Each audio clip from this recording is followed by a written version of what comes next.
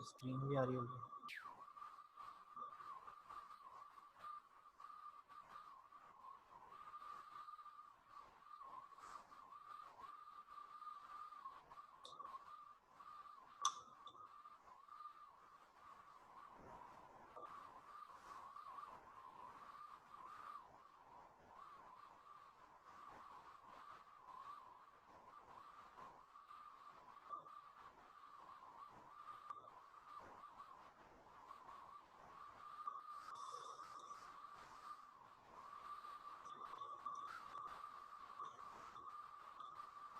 अच्छा, तो हमारा एंड चल रहा था कोरल ड्रॉ का।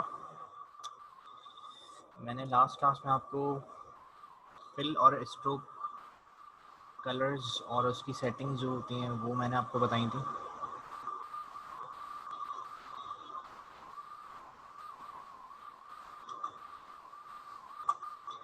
ठीक है, आज और कुछ चीज़ें पढ़ेंगे। एक ऑप्शन होगा हमारे पास पावर क्लिप का, इसी तरह से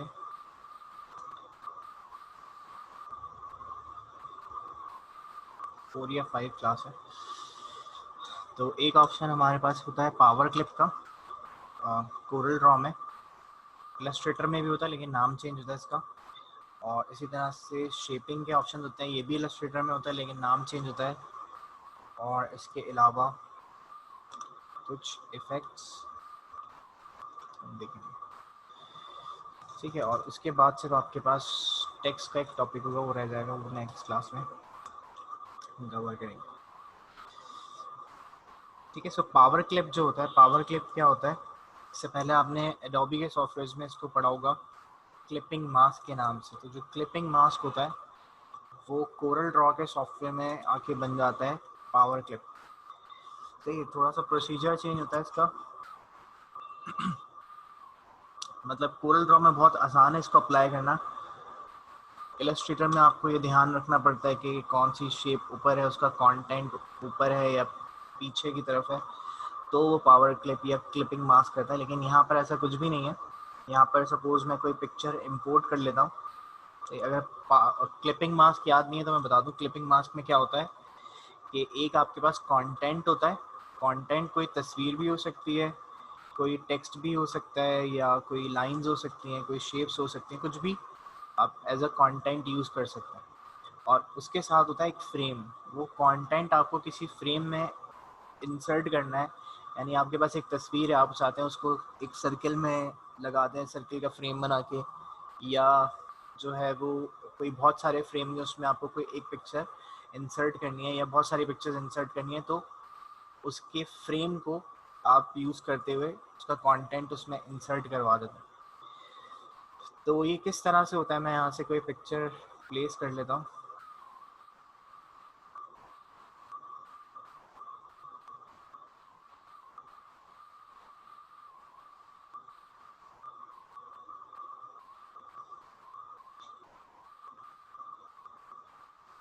ठीक है, सो मेरे पास पिक्चर है और उसको मैंने प्लेस कर दिया। अब इस पिक्चर में को मैं किसी फ्रेम के अंदर इंसर्ट करना चाहता हूँ, क्लिप करवाना चाहता हूँ। तो उसके लिए आपके पास कोई भी शेप हो सकती है। आप किसी सर्कल को यूज़ कर सकते हैं, या कोई पेन टूल से आपको कस्टमाइज शेप बनानी है तो वो भी हम बना के यूज़ कर सकते हैं। लाइक मुझे इस तरह की कोई शेप बनानी है, तो शेप है, इसके अंदर मैं कलर फिल कर देता हूँ। ठीक है, सो कोई भी शेप हो, इसमें इंसर्ट करनी है, इसमें इंसर्ट करनी है। देखें इलस्ट्रेटर में क्या होता है कि आपको शेप ऊपर रखनी पड़ती है, उसके पीछे जो भी कंटेंट है वो पीछे की तरफ होना चाहिए। लेकिन यहाँ पर कोरल ड्रॉ में ऐसा कुछ भी नहीं होता। कोरल ड्रॉ को सिर्फ कंटेंट चाहिए और फ्रेम चाहिए। तो ये है मेरे पास कंटेंट, चाहे फ्रेम आपका दूर भी रखा हुआ हो तो भी वो एक्सेप्ट कर लेता है कोरल ड्रॉ। तो मैं इस तस्वीर को सिलेक्ट करता हूँ और राइट क्लिक करके यहाँ पे ऑप्शन है पावर क्लिप इनसाइड का, यहाँ से भी कर सकते हैं, या फिर ऑब्जेक्ट में जाके और यहाँ पर आपको ऑप्शन मिलेगा ये रहा पावर क्लिप और प्लेस इनसाइड फ्रेम। यानी जिस तस्वीर को या जिस कंटेंट को आपने पावर क्लिप करना है मतलब क्लिपिंग मास्क करना है या क्लिप करवाना है, तो उसके लिए आपको उस तस्वीर को यानी उस कंटेंट या पिक्चर को सिलेक्ट करना है, और उसको सिलेक्ट करने के बाद आप ऑब्जेक्ट में जाएंगे, पावर क्लिप में जाएंगे, प्लेस इनसाइड फ्रेम पे जाके क्लिक करेंगे तो ये एक एरो आ जाएगा। सही है, मैं नया वर्जन यूज़ कर रहा हूँ कोरल का 2018। अगर इसे पुराना वर्जन यूज़ करेंगे तो एरो बहुत बड़े साइज़ का आपको नज़र आएगा। इस पिक्चर को मैंने सेलेक्ट किया और पावर क्लिप इनसाइड करने के बाद मैंने जिस भी फ्रेम में, इस फ्रेम में आपको प्लेस करनी है इस तस्वीर को, तो इस पर क्लिक कर दें, इसके अंदर पिक्चर चली जाएगी। और इसी तरह से अगर इस दूसरे वाले फ्रेम में इंसर्ट करनी है तो आप इसके ऊपर भी इंसर्ट कर सकते हैं। ठीक है, और ये मैंने दूर रखा हुआ है, अगर आप इसके ऊपर प्लेस कर देंगे तो फिर जो है वो right click, power clip inside और इसके इनसाइड, तो फिर वो फ्रेम वैसे ही आएगा जैसा आपने उसके ऊपर रखा हुआ था। सही है, अगर कहीं दूर रखा हुआ है तो वो जो पिक्चर है वो उसके सेंटर में प्लेस हो जाएगी, और अगर आपने वैसे ही फ्रेम रखा हुआ है, मतलब उस जहाँ आपको फ्रेम चाहिए, जितना उस पिक्चर का जो पार्ट है वो आप दिखाना चाहते हैं, क्लिप करवाना चाहते हैं, तो वो उसी जगह से क्लिप करके आपको दे देगा। ठीक है, तो इस तरह से हम पावर क्लिप कर सकते हैं। अगर आपके पास कोई लाइंस हैं या शेप्स हैं तो वो भी हम पावर क्लिप कर सकते हैं। मैं यहाँ से डिफरेंट साइजेस के कुछ सर्कल्स क्रिएट कर लेता हूँ, और इसमें मैंने अलग अलग कलर्स फिल करवा दिए।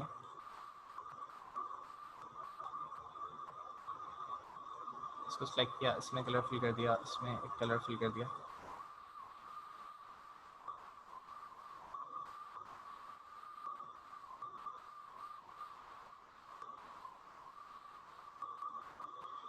और इन सबको सेलेक्ट करके इनकी आउटलाइन को बंद कर दिया और करीब करीब करना है, करीब करीब।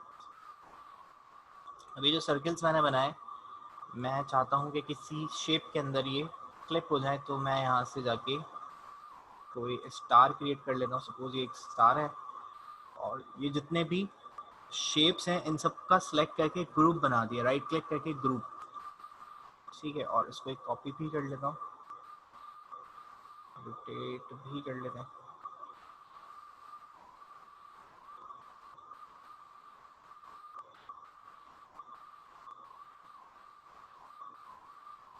ठीक है, और ये दोनों फिर से अलग अलग हो गए। मैं राइट क्लिक करके इसको ग्रुप ऑब्जेक्ट्स कर देता हूँ, और ये मेरे पास स्टार है, स्टार मैं उस प्लेस पे सेट कर देता हूँ। ये पीछे जा रहा है स्टार, तो मसला नहीं है।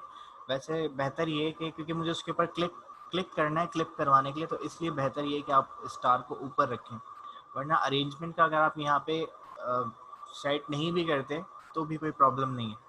लेकिन क्योंकि मुझे क्लिक करने में प्रॉब्लम होगा, इसलिए मैंने जो है वो इसे स्टार को ऊपर रखा। तो मैं ये जो भी कंटेंट है इसको मैंने सेलेक्ट किया, और इसको सिलेक्ट करने के बाद मैं राइट क्लिक करता हूँ, और यहाँ पर ऑप्शन मौजूद है पावर क्लिप इनसाइड का, तो मैं पावर क्लिप इनसाइड और मैंने इसे स्टार पे क्लिक कर दिया, तो वो जो भी कंटेंट था वो इस स्टार के अंदर चला जाएगा।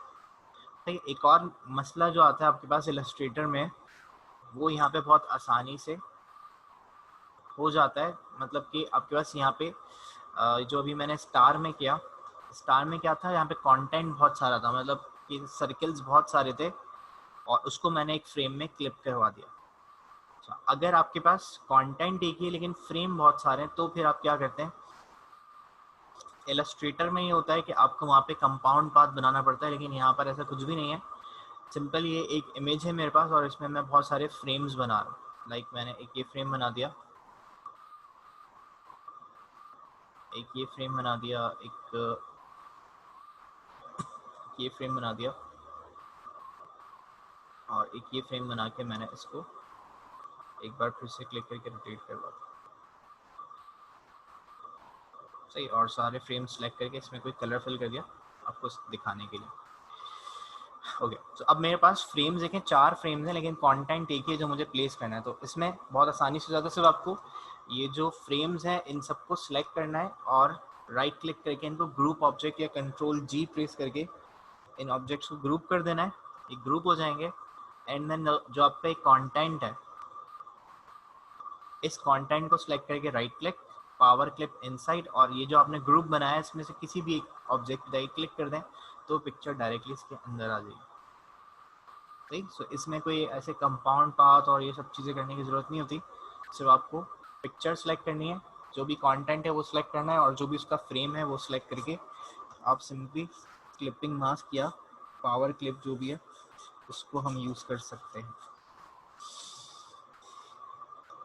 ठीक है, सो ये पावर क्लिप है।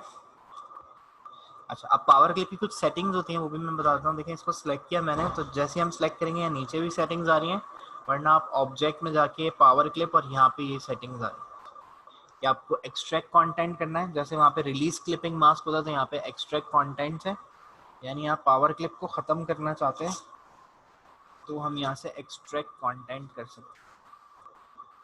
सही समय यहाँ से जाके एक्सट्रैक्ट कंटेंट्स करता हूँ तो ये पिक्चर अलग हो गई, फ्रेम अलग हो गई। ठीक है, अब पिक्चर को इसमें डालना है तो यहाँ से डायरेक्टली भी हम इसमें पावर क्लिप करवा सकते हैं। ठीक है, और बाकी नीचे ऑप्शंस भी आ रहे हैं। एडिट पावर क्लिप करना है तो आप इस तस्वीर को एडिट कर सकते हैं कि मुझे इसका फेस पूरा चाहिए इस इमेज में, तो मैंने ये किया। और यहाँ नीचे फिनिश का बटन आएगा तो फिनिश एडिटिंग करके इसको फिनिश कर दिया। अच्छा, इसी तरह से यहाँ पर आपके पास है पावर क्लिप कंटेंट को आपने सिलेक्ट करना है तो सिलेक्ट भी कर सकते हैं। इसी तरह से एक्सट्रैक्ट कंटेंट अभी जो मैंने किया था तो वो ऑप्शन यहाँ पे भी है। लॉक कंटेंट है, लॉक हुआ हुआ है अभी, मतलब मैं शेप मूव कर रहा हूँ तो उसके साथ साथ उसकी जो अंदर की इमेज है वो भी मूव हो रही है। मैं अगर लॉक इसका खोल देता हूँ तो क्या होगा कि यहाँ से सिर्फ शेप मूव हो रही है, पिक्चर अपनी जगह पे मौजूद है। ठीक है, सो मैं दोबारा से लॉक कर देता हूँ। और यहाँ पर बाकी जो ऑप्शंस हैं वो इन डिज़ाइन जैसे हैं। सेंटर कंटेंट से आपकी तस्वीर सेंटर में आ जाएगी फ्रेम के।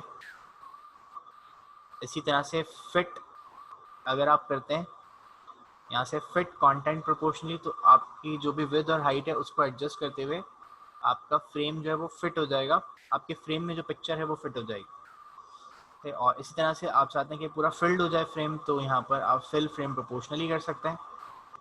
एंड यहाँ पर आपके पास है स्ट्रेच कंटेंट।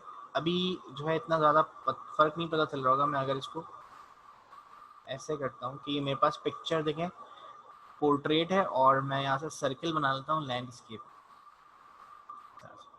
अब मैं इसको पावर क्लिप करवाता हूँ इसके साथ। अब आपको देखें फर्क नजर आएगा। सेंटर कंटेंट पिक्चर सेंटर में है। फिट कंटेंट प्रोपोर्शनली से क्या होगा, पूरी तस्वीर आपको सामने नजर आ जाएगी, फिट हो जाएगी आपके सर्किल में। और इस तरह से फिल फ्रेम में पूरा फिल्ड हो जाएगा सर्किल इस पिक्चर के साथ, लेकिन इमेज जो है वो प्रोपोर्शनली अपना साइज इंक्रीज या डिक्रीज करेगी। ठीक है, तो इस तरह से साइज इसका इंक्रीज हो गया। अब आपको इस पिक्चर का जो भी पार्ट चाहिए वो हम सिंपली डबल क्लिक करके या एडिट पावर क्लिक करके इसको एडिट कर सकते हैं। तो मैं इस पर डबल क्लिक करता हूँ और इसको मैं नीचे कर देता हूँ, या आप कीबोर्ड से भी यूज कर सकते हैं।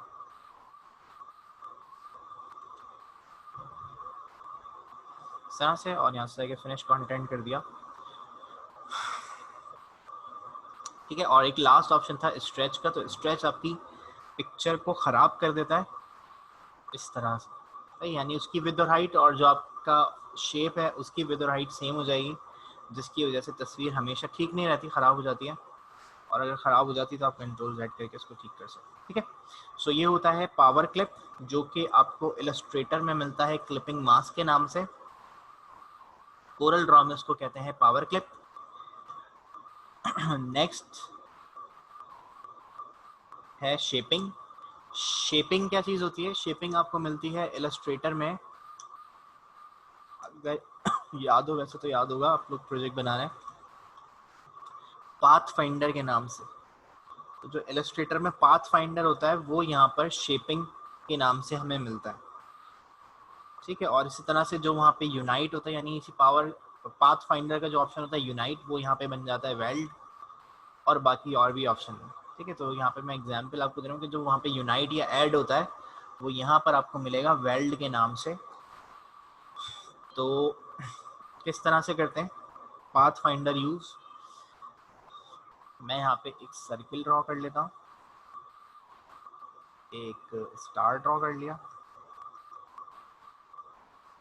सही, और एक यहाँ से 3 पॉइंट रेक्टेंगल क्लिक करके ड्रैग किया और इस तरह से सही। और इनको मैं कलर कर देता हूँ,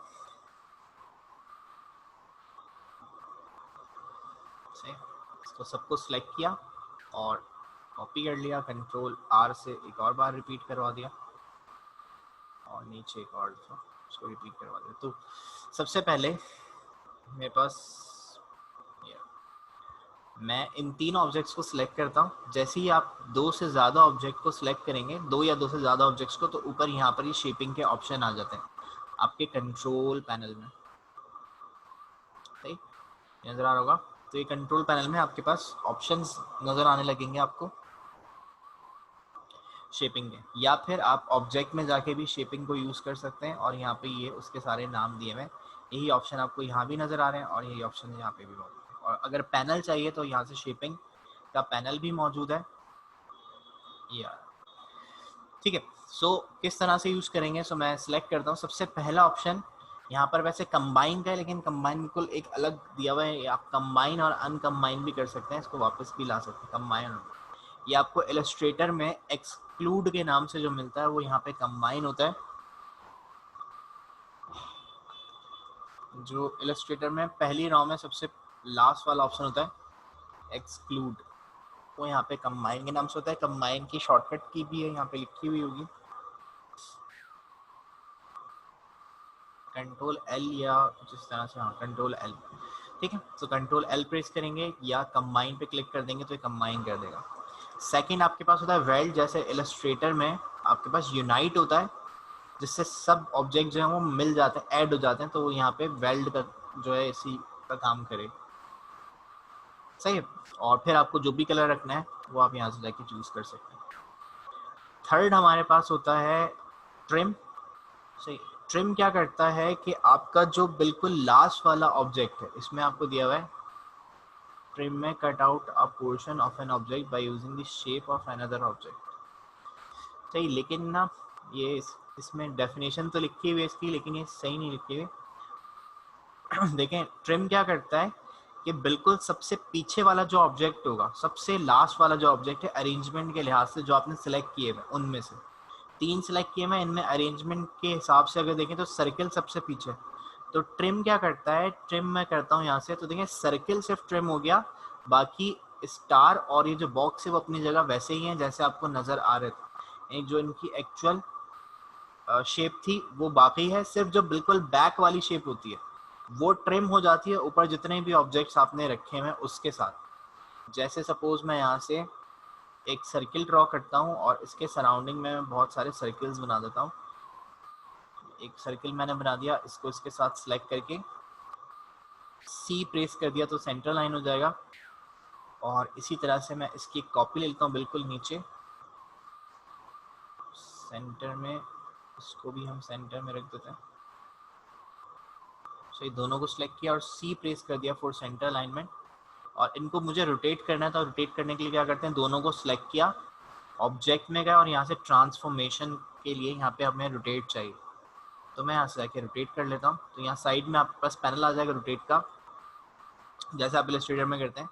तो मैं यहाँ पे इसको एंगल देता हूँ सपोज 30 का, ठीक है, 30 का एंगल दिया और यहाँ से जाके मैंने बता दिया कि मुझे 11 कॉपीज चाहिए। अप्लाई किया तो इस तरह से कॉपीज आ, ठीक है। और सेंटर वाले को मैं क्लिक करूँ, तो अब इसमें सबसे पीछे ऑब्जेक्ट जो रखा हुआ है वो आपका है सर्किल येलो वाला। तो मैं इसको सिलेक्ट करता हूँ, मैं यहाँ से जाके सिंपल ट्रिम कर देता हूँ, सबको सिलेक्ट किया और यहाँ से ट्रिम कर दिया, तो ये इतना सा पार्ट रह रहा है। अच्छा, क्योंकि ये ऑब्जेक्ट जो है वो एक दूसरे पे ना ओवरलैप नहीं कर रहा है शायद, इस वजह से उसको सिलेक्ट किया। तो यहाँ पर एक और ऑप्शन था सिंप्लीफाई का, तो मैं सिंप्लीफाई करके चेक कर रहा हूँ, सिंप्लीफाई भी कर रहा है। तो फिर ऐसी कंडीशन में हमें ये करना पड़ेगा कि मुझे सर्किल इसमें से डिलीट करना है, तो मैं सबको सिलेक्ट करूँगा और यहाँ सेकंड लास्ट एक ऑप्शन होता है बैक माइनस फ्रंट, इस पर क्लिक करके, नहीं ये भी मसला कर, अच्छा यहाँ पे कॉपीज डबल हुई हैं, इसको हटा दिया, इसको हटा दिया। अच्छा, मैंने 2 सर्किल्स लिए हुए थे और मैंने 11 कॉपीज ले ली, इस वजह से ऐसा हुआ।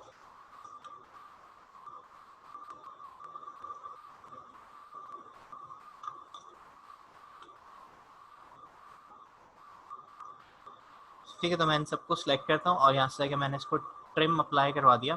तो अब देखें सही हो रहा है, यहाँ से ट्रिम हो। ऐसा अगर कुछ ऑब्जेक्ट्स आपको आपको क्रिएट करने हैं तो आप जाके इसको ट्रिम कर सकते हैं। ठीक है, सो ट्रिम क्या करता है, जो बिल्कुल पीछे शेप होती है, जो बिल्कुल लास्ट वाला ऑब्जेक्ट होता है, उस लास्ट वाले ऑब्जेक्ट को डिलीट करता है ऊपर वाली शेप्स के मुताबिक। ठीक है, उसके बाद ये फोर्थ ऑप्शन होता है इंटरसेक्ट का। इंटरसेक्ट आपने इससे पहले ही पढ़ा, तो इंटरसेक्ट को दिखाने के लिए मैं व्यू में जाता हूँ, यहाँ से मैं सिंपल वायर फ्रेम में कन्वर्ट करता हूँ तस्वीर को। देखें, इन तीनों ऑब्जेक्ट्स में से ये वाला जो एरिया है, ये वाला पार्ट, ये तीनों के पास कॉमन, सही। सो ये वाला पार्ट आपको इंटरसेक्ट दे देता है, लेकिन इलस्ट्रेटर से और यहाँ पर फ़र्क क्या है इलस्ट्रेटर में और इसमें, वहाँ पर आपका सिर्फ इंटरसेक्टिंग पार्ट जो होता है वो रह जाता है, बाकी पार्ट जो है वो डिलीट हो जाता है। लेकिन यहाँ पर जो है वो आपका वो पार्ट भी आपको मिल जाएगा और ये ऑब्जेक्ट्स भी बाकी रहते हैं, सही। जैसे मैं यहाँ से इंटरसेक्ट करता हूँ, ये फोर्थ वाला ऑप्शन, तो इंटरसेक्ट किया तो ये पार्ट्स भी बाकी हैं और ये पार्ट आ गया, लेकिन ये पीछे आया तो मैं राइट क्लिक करके नहीं, कंट्रोल Z किया, इंटरसेक्ट कर लिया और ऑब्जेक्ट में जाके यहाँ से मैं कर देता हूँ ऑर्डर फ्रंट ऑफ लेयर, तो ये ऊपर आ गया, सही। सो ये पार्ट भी आपको मिल गया जो इंटरसेक्ट हो रहा था और बाकी ऑब्जेक्ट्स भी आपके बाकी रहते हैं। इलस्ट्रेटर में ऐसा होता है कि जो पार्ट सिर्फ इंटरसेक्ट कर रहा है वो रहता है, बाकी सब डिलीट हो जाता है। तो यहाँ पर ये भी एक अच्छी चीज़ है। इसके अलावा मैं उसको सिलेक्ट करता हूँ। सिंप्लीफाई क्या करता है, देखिए ट्रिम और सिंप्लीफाई कुछ एक जैसे लगते हैं लेकिन दोनों अलग अलग होते हैं। सिंप्लीफाई जो है ना, ये डिवाइड वाला काम करता है, जैसे आपके उसमें डिवाइड नहीं, सॉरी, ट्रिम वाला काम ये करता है। उसमें क्या होता है कि आपके पास जो ऑब्जेक्ट जितने आपको नज़र आ रहा ना, सिंपल वो उतने ही रह जाते हैं, बाकी जो एरिया आपको नज़र नहीं आ रहे किसी भी ऑब्जेक्ट के वो होते ही नहीं। जैसे मैंने स्टार बनाया था, लेकिन स्टार का यहाँ पे जो पार्ट है वो मुझे नज़र नहीं आ रहा, तो वो एक्चुअल में रहेगा भी नहीं जब हम यहाँ से सिंप्लीफाई अप्लाई करते हैं। तो सिंप्लीफाई कर देता है बेसिकली। और यहाँ पर ऑप्शन अलग अलग ये हैं, तो देखें स्टार कट हो गया, ये बॉक्स पूरा नज़र आता तो बॉक्स पूरा नज़र आ रहा है, और पीछे सर्किल के जो जो पार्ट सामने नज़र आ रहे थे सिर्फ वो रह जाएंगे। ठीक है, तो इस तरह सिंप्लीफाई होता है। और इसके साथ साथ आपके पास 3 ऑप्शन और होते हैं जो आपको इलस्ट्रेटर में भी मिलते हैं। इसी की मजीद कॉपीज ले लेता हूँ। देखें थर्ड लास्ट वाला जो ये ऑब्जेक्ट है, ऑप्शन है, ये क्या काम करता है, फ्रंट माइनस बैक, यानी जो फ्रंट है वो माइनस हो जाएगा बैक के साथ, यानी बैक जो है वो डिलीट होगा और साथ में फ्रंट वाले का पार्ट भी ले जाएगा, कुछ इस तरह से। ठीक है, और सेम इसी तरह का अपोजिट है ये सेकंड लास्ट वाला ऑप्शन, बैक माइनस फ्रंट। तो इसमें क्या होगा कि बैक माइनस हो जाएगा फ्रंट के मुताबिक, तो यानी फ्रंट डिलीट होगा और साथ में बैक वाले का जो भी पार्ट उसके पीछे वो डिलीट करके ले जाएगा। ठीक है, तो इस तरह से भी कर सकते हैं। और एक लास्ट ऑप्शन है आपके पास बाउंड्री का। बाउंड्री में ये होगा कि ये वैसे इलस्ट्रेटर में नहीं होता बाउंड्री का ऑप्शन। बाउंड्री ये करता है कि आपने कोई सपोज कोई शेप्स बनाई हुई है, लाइक आप कोई कार्टून बना रहे हैं, ये मैंने एक ऑब्जेक्ट बना दिया, प्लस मैंने इसके बाद ये एक ऑब्जेक्ट बना दिया, फिर एक ये ऑब्जेक्ट बना दिया, सही। तो ये मैंने अलग अलग शेप्स बनाई हैं और इसमें मैं अलग अलग कलर फिल कर देता हूँ।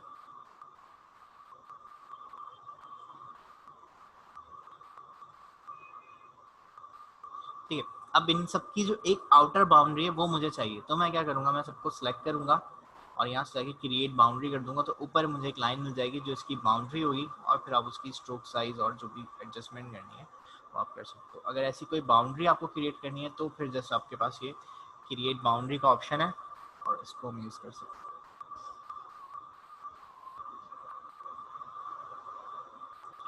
ठीक है, यहाँ तक कोई क्वेश्चन? ये आपके शेपिंग के ऑप्शन से जो कि आप पाथ फाइंडर में जो आप इलस्ट्रेटर में पाथ फाइंडर के नाम से पढ़ चुके हैं।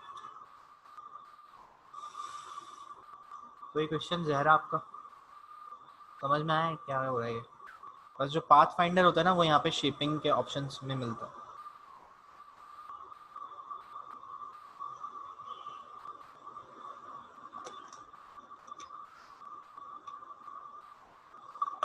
और शेपिंग जो है वो यहाँ ऑब्जेक्ट में भी मिलता है, या जब हम एक से ज़्यादा ऑब्जेक्ट सेलेक्ट करते हैं तो यहाँ ऊपर भी ऑप्शंस मिलते हैं। ठीक है, सो ये भी हमारे कुछ पड़े हुए ऑप्शन से। तो ये आसान था हमारे लिए। अच्छा, नेक्स्ट है हमारे पास इफेक्ट्स। और इफेक्ट जो है वो यहाँ पर भी दो तरह के होते हैं। एक बिटमैप इफेक्ट्स होते हैं, वो आपको खुद से अप्लाई करके देखना है,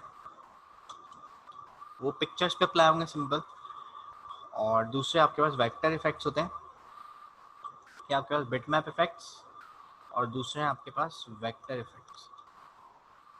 सही, जो वेक्टर होंगे वो आपके टेक्स्ट पे अप्लाई हो सकते हैं, शेप्स पे अप्लाई हो सकते हैं, लाइंस पे अप्लाई हो सकते हैं, जो भी वेक्टर ऑब्जेक्ट्स होते हैं। बिट मैप जो है आपके सिर्फ और सिर्फ तस्वीरों पे अप्लाई होंगे, इमेज पे अप्लाई होंगे, ठीक है। तो मैं इफेक्ट अप्लाई करने के लिए ये ऑब्जेक्ट लिखना हूँ, बाकी मैंने डिलीट कर दिया। सही, देखिए एक वेक्टर ऑब्जेक्ट है, तो ये ऊपर से यहाँ से आते हैं बिट मैप इफेक्ट। तो ये बिट मैप देंगे अभी सब बंद होंगे, क्योंकि ये तस्वीर के लिए बनाए गए। अगर आपके पास कोई पिक्चर है, जैसे एक पिक्चर है, वैसे तो ये ऑब्जेक्ट ही है, अभी बंद आ रहा है, तो जो अंदर पिक्चर लगी मेरा, उस पिक्चर को अगर मैं सिलेक्ट करता हूँ तो यहाँ पे देखें ये एक्टिव हो जाएंगे सर। और जैसे मैं कहता हूँ उसको पॉइंटर लिस्ट कर दो, वैसे इस तरह से आपको ऑब्जेक्ट ऑप्शन लगा के देखने होंगे यहाँ से चेंज। तो बहुत सारे इफेक्ट्स हैं, कुछ एक दो ऐसे हैं जो आपको नहीं मिलते दूसरे सॉफ्टवेयर में, बिट मैप में जाएंगे, लेकिन अब वो इफेक्ट भी यूज़ नहीं होते। जैसे यहाँ 3D इफेक्ट्स में है यहाँ पे पेज कर्ल, तो आपको कुछ ऐसा इफेक्ट देना है पेज कर्ल की तरह, तो यहाँ पे हो जाएगा। फिर इसकी सेटिंग्स की आपको इसकी विड्थ कितनी चाहिए, उसकी हाइट कितनी चाहिए, आप यहाँ से जाके चेंज कर सकते हैं। लाइक इस तरह से कुछ चाहिए। चारों कॉर्नर्स आपको कर्ल करने, एक वक्त में एक होगा, सही है। सो एक दफ़ा लगाती है, फिर दोबारा जाएं, दूसरी दफ़ा लगाएं पेज कर्ल। और अभी ये वाला किया था, अब दूसरा वाला कर दिया इस तरफ से, ऐसे हो जाएगा, सही। पिक्चर पावर क्लिप हुई है, तो मैं यहाँ से जाके फिनिश करता हूँ, तो ऐसे ठीक है। सो बिट मैप इफेक्ट जो है वो तस्वीरों पे अप्लाई होंगे, तो पिक्चर्स पे लगाने हैं। ये वाले जो इफेक्ट्स हैं वेक्टर इफेक्ट्स, वो मैं यहाँ पे आपको लगा के दिखा देता हूँ।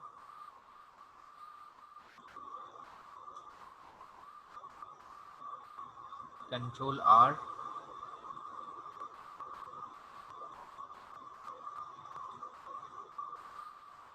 सही। और एक पीछे मैं पिक्चर रख लेता हूँ या कोई शेप रख लेते हैं।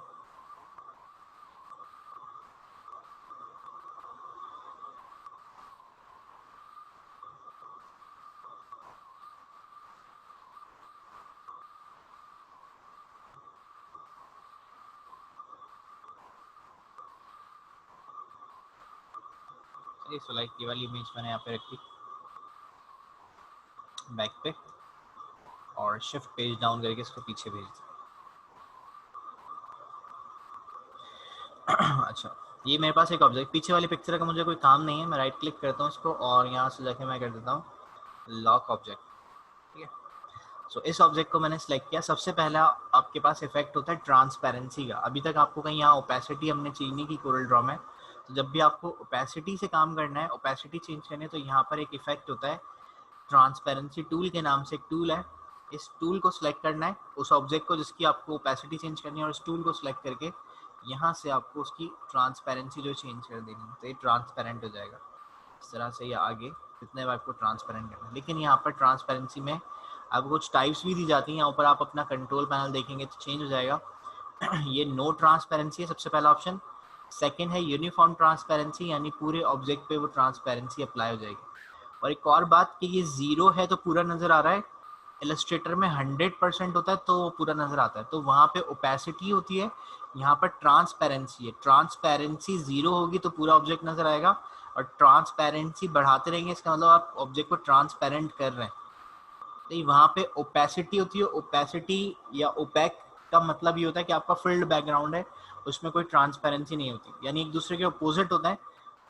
ओपेसिटी आप कम करते हैं तो ट्रांसपेरेंसी बढ़ जाती है, ट्रांसपेरेंसी बढ़ाते हैं तो ओपेसिटी कम हो जाती है, ठीक है। इस तरह से ये होता है। तो यहाँ पर कोरल ड्रॉ में आपको ट्रांसपेरेंसी मिलती है, इस वजह से यहाँ पे हर जगह जहाँ भी आपकी ट्रांसपेरेंसी का वर्ड होगा वहाँ पे आपको 0 नज़र आएगी, उसको बढ़ाएंगे तो फिर वो बढ़ती है, ठीक है। सो यहाँ पर मेरे पास ये ट्रांसपेरेंसी, मैं इसको बढ़ाता हूँ यहाँ से, तो ये इंक्रीज और डिक्रीज हो रही है, और इसी तरह से ये पूरे ऑब्जेक्ट पे अप्लाई हो रही है। मैं चाहता हूँ कि ये ग्रेडियंट की तरह लग जाए, तो मैंने ग्रेडियंट का नाम आपको बताया था, फाउंटेन कहते हैं। तो यहाँ पे है फाउंटेन ट्रांसपेरेंसी, ये करेगी कि ग्रेडियंट की फॉर्म में आपको ये अप्लाई करके दे देगी इस तरह से। Fountain transparency. अच्छा यहाँ पे एक और चीज़ कि देखें जो फाउंटेन ट्रांसपेरेंसी है या ये जो इफेक्ट है ये स्ट्रोक पे भी लग रहा है।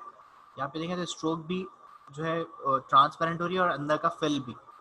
अगर आप कुछ ऐसा चाहते हैं कि आपका जो भी इफेक्ट है वो स्ट्रोक पे ना लगे, सिर्फ फिल के ऊपर लगना चाहिए, तो आपके पास जब भी इफेक्ट आप लगाएंगे यहाँ आपको ऑप्शंस मिलते हैं कि आप जो इफेक्ट अप्लाई कर रहे हैं, जो ऐसे इफेक्ट होंगे जो फिल और स्ट्रोक दोनों पे लगते हैं, तो उसके लिए आपको यहाँ ऑप्शन मिलता है कि आपको सिर्फ यहाँ पे अभी ये सेट हुआ हुआ है ऑल। ऑल का मतलब है कि ये ट्रांसपेरेंसी जो है इसके फिल पे और स्ट्रोक दोनों जगह पे अप्लाई हो रही है या जो भी इफेक्ट है। अगर मैं इसको सिर्फ फिल कर देता हूँ तो सिर्फ ये फिल पे अप्लाई होगा, स्ट्रोक पे अप्लाई नहीं हो रही है ट्रांसपेरेंसी, ठीक है। और इसी तरह से अगर मैं सिर्फ स्ट्रोक कर देता हूँ तो सिर्फ देखें स्ट्रोक पे अप्लाई हो रही है ट्रांसपेरेंसी, फिल पे अप्लाई नहीं हो रही है। अभी ऑब्जेक्ट आपको नजर आ रहा होगा ऐसे, अगर इसको बाहर से क्लिक करता हूँ, यहाँ से सिलेक्ट किया फाउंटेन ट्रांसपेरेंसी और इसको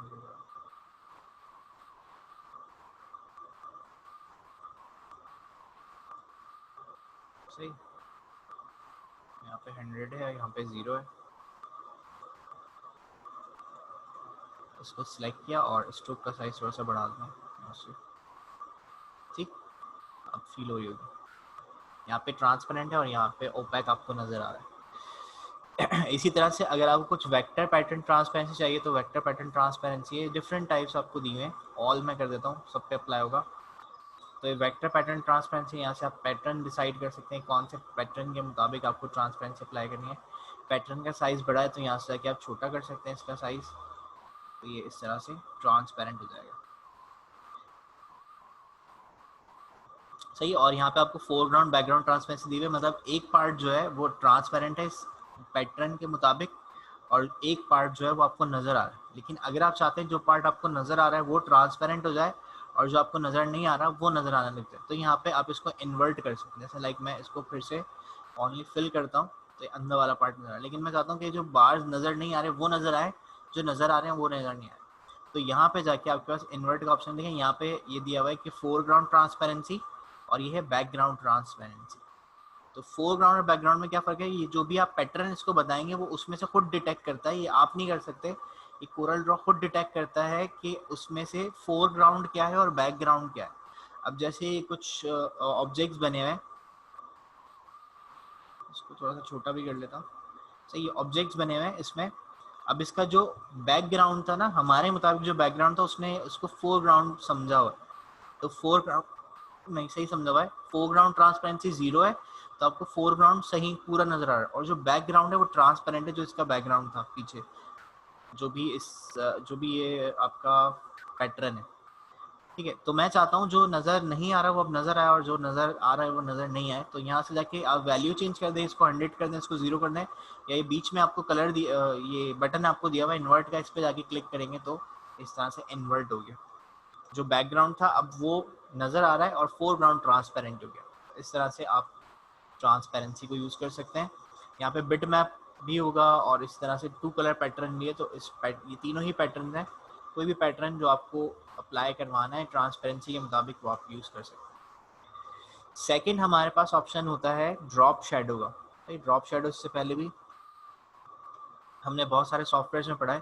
तो यहाँ पे ड्रॉप शेडो किस तरह से अप्लाई करते हैं, मैंने इसको सिलेक्ट किया और यहाँ पे ड्रॉप शेडो का ऑप्शन मौजूद है। तो ड्रॉप शेडो अप्लाई करने के लिए इलस्ट्रेटर में तो ये तो एक पैनल आ जाता है और वहाँ से जाके आप उसको ड्रॉप करवा सकते हैं शेडो को। यहाँ पे आपको क्लिक करना है जिस ऑब्जेक्ट पे अप्लाई करना है और ऐसे ड्रैग करना है खींच, तो आपको ये बताएगा कि इतना दूर आपको शेडो चाहिए, ऐसे ऊपर चाहिए या साइड में चाहिए या नीचे चाहिए। तो मैं इस जगह पे इसका शेडो अप्लाई करता हूँ तो ये इसका ड्रॉप शेडो आ गया, सही। अच्छा, ये अप्लाई करने के बाद इसकी कुछ सेटिंग्स हैं ऊपर, आप इस शेडो को सेव करके रखना चाहते हैं तो यहाँ से सेव कर सकते हैं। इसी तरह से आपको इसकी जो वैल्यूज़ हैं, इसकी जो लोकेशन है वो चेंज करनी है, जो कि मैं यहाँ से भी कर सकता हूँ, ऐसे वो हम यहाँ से कर सकते हैं, ऊपर कंट्रोल पैनल में दिया हुआ है। अच्छा, इस शेडो की एक और बात ये है, अच्छा कोई शेडो अगर आपको हटाना है, कोई इफेक्ट हटाना है, तो यहाँ पे आपको कैंसिल का बटन है, क्लियर ड्रॉप शेडो, ये मैंने हटा दिया। अब यहाँ पे देखें एक और तरह का शेडो जिसको हम कास्ट शेडो कहते हैं, जो ज़मीन पे बनता है, वो भी हम यहाँ से क्रिएट कर सकते हैं बहुत आसानी से। मैंने नीचे क्लिक किया और ड्रैग कर दिया, ऐसे क्लिक किया और यहाँ पे ड्रैग कर दिया तो यहाँ बन जाएगा। सही, ऐसा कुछ मुझे बनाना चाहिए, मैंने बना दिया। अच्छा, और यहाँ पे कुछ सेटिंग्स हैं कि आप जो है वो इसका एंगल हम यहाँ से भी चेंज कर सकते हैं ऐसे, या फिर आप यहाँ से वैल्यू देके भी चेंज करवा सकते हैं। ठीक, बेहतर ये यहाँ से करने, वहाँ से थोड़ा सा चेंज करने पे बहुत सारा चेंज है। इस तरह से ये इसका स्ट्रेच है, स्ट्रेच में ऐसे भी कर सकता हूँ, या फिर आप इससे भी कर सकते हैं इस तरह से। ठीक है, उसके बाद यहाँ पे आपको दिया हुआ है ये फेड। फेड क्या अभी 0 है, तो देखें जहाँ से शेडो शुरू हो रहा है और जहाँ पे एंड हो रहा है पूरा ऑब्जेक्ट का शेडो आपको फील हो रहा है। लेकिन मैं चाहता हूँ जब शेडो दूर जाता रहता है तो वो हिडन होता रहता है, हाइड होता रहता है, तो वो ऐसा हो जाए। तो मैं चाहता हूँ दूर जाते जाते उसकी ओपेसिटी कम हो जाती है। यहाँ से आगे फेड इसका ऐड करवा दूँ, तो देखें दूर जाते जाते वो लाइट हो गया। अच्छा, इसी तरह से इसकी ट्रांसपेरेंसी अभी 50% ट्रांसपेरेंट है। आपका शेडो आप थोड़ा डार्क करना चाहते हो डार्क कर लें, आप थोड़ा सा लाइट करना चाहते हैं तो यहाँ से लाइट कर लें।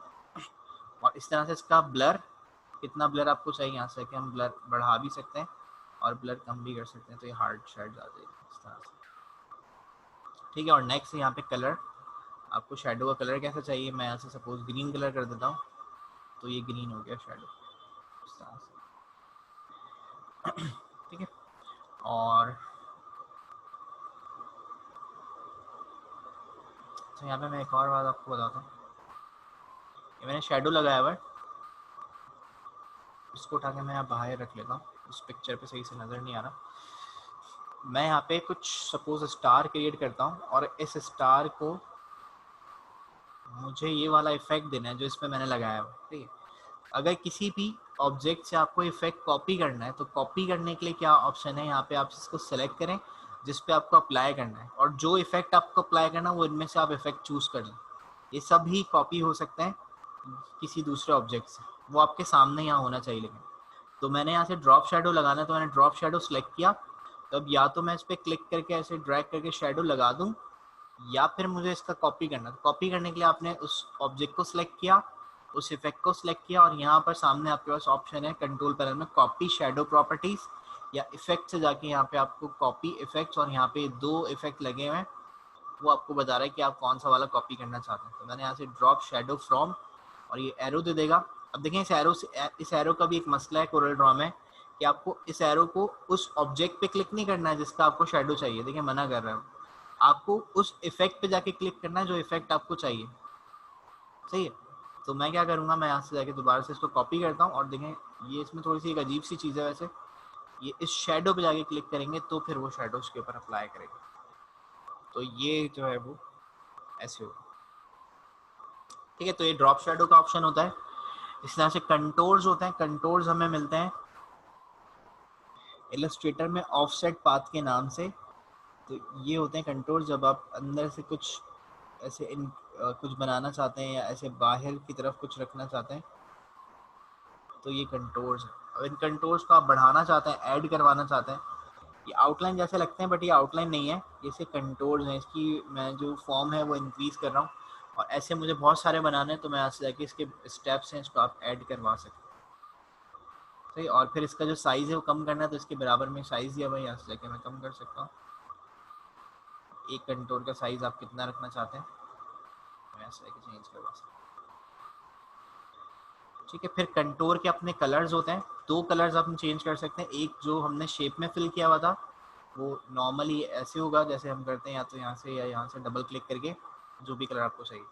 दूसरा है कंटोर का फिल कलर। तो कंटोर का फिल कलर कैसे चेंज करते हैं, इसको सिलेक्ट किया और यहाँ ऊपर आपके पास मिलेगा ये बकेट बना हुआ है, बाल्टी बनी हुई है, इस पर क्लिक करके आप यहाँ से जो भी कलर दूसरा चाहिए वो आप यहाँ से जाके चूज़ कर सकते हैं। ग्रीन कलर मैंने चूज़ कर लिया। सेम इसी तरह से आउटलाइन के भी कलर्स हैं। लाइक मैं यहाँ से इसकी आउटलाइन का कलर डार्क ब्लू करना चाहता हूँ, तो मैंने राइट क्लिक कर दिया, या यहाँ से जाके डबल क्लिक करके भी चेंज कर सकता हूँ। और जो इसकी शेप फिल्ड हो रही है वहाँ तक जाके भी मैं। अच्छा, अगर ये मीटिंग एंड हो जाए तो वापस